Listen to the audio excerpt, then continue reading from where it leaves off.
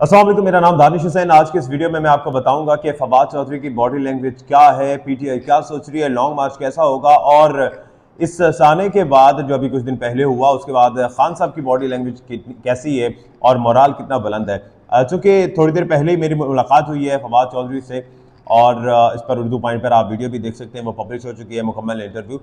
लेकिन कुछ ऐसी अनदेखी बातें, अनसुनी बातें जो मैं आपको बताने वाला हूँ, जो सिर्फ बॉडी लैंग्वेज की ज़बान है, या फिर समझ लीजिए कि कुछ ऐसी बातें जो शायद खुल के बयान नहीं की जाती, वो मैं आपको बताऊंगा।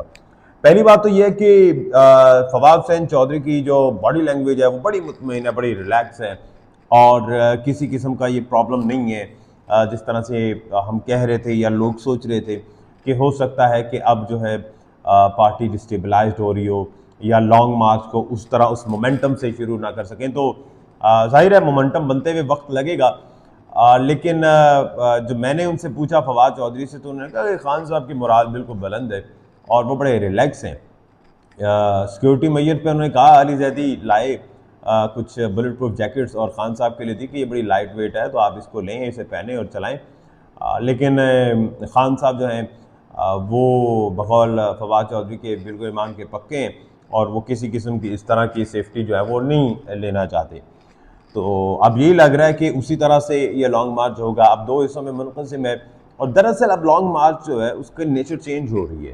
पहले भी हमें इसके असरात नजर आए कि ये एक कैंपेन की सूरत इख्तियार कर चुका है ये लॉन्ग मार्च, और इसीलिए अब असद उमर जो है वो फैसलाबाद, झंग, चिन्यूट इस तरफ से लॉन्ग मार्च को लेकर आएंगे और वहाँ से लोगों को इकट्ठा करेंगे, मोबिलाइज करेंगे, और इसी तरह जो शाह महमूद कुरैशी और बाकी लीडरशिप है वो इसी जेहलम के रास्ते, गुजरात के रास्ते आगे जाएंगे, और दरअसल ये रावलपिंडी में ये सब इकट्ठे होंगे, और उसके बाद खान साहब इसको रीज्वाइन करेंगे, और खान साहब की क़यादत में ये लोग आगे जाएंगे।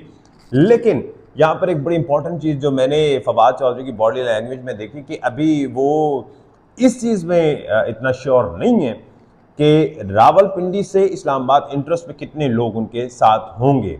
जाहिर है अब लॉन्ग मार्च दो हिस्से में मुनक़सिम है, तो लोग थोड़े डिस्पर्स होंगे, आधे लोग इधर होंगे, आधे इधर होंगे, तो कलेक्टिवली दोनों को देखना ये शायद कबल अज़ वक्त होगा।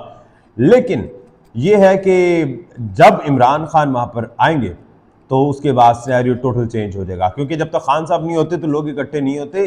फवाद चौधरी भी इस चीज़ को एडमिट करते हैं कि जो करिश्मा इमरान खान में है वो बाकी किसी और में, पूरे पाकिस्तान में किसी और में नहीं है, और वो चीज़ फील भी होगी। लेकिन चूंकि खान साहब ने कॉल दी है तो इसका असर नज़र आएगा। इसकी मिसाल लिबर्टी चौक लाहौर है, जहाँ पर 6 महीनों से मॉक हो रहा है, प्रैक्टिस हो रही है उन तमाम पीटीआई के कारकुनों की, और वो वहाँ पहुँचते हैं, बड़ी तादाद में इकट्ठे होते हैं, हालांकि वहाँ इमरान खान नहीं होता, उसके बावजूद वहाँ पर इकट्ठे होते हैं। तो दे आर वेल प्रिपेयर्ड, और ये लोग वहाँ पर जाएंगे, और बॉडी लैंग्वेज पीटीआई की जितनी भी क़यादत है, फवाद चौधरी और बाकी लोग, शाह महमूद कुरैशी एज वेल, वो बड़े रिलैक्स हैं। हाँ, अलबत्ता FIR को लेकर वो परेशान भी हैं कि एक पाकिस्तान के साबिक वज़ीर आज़म, एक नेशनली रिकग्नाइज लीडर, और उन पर अटैक होता है, और उसकी FIR जो है उनकी मदई की मर्ज़ी के ख़िलाफ़ होती है।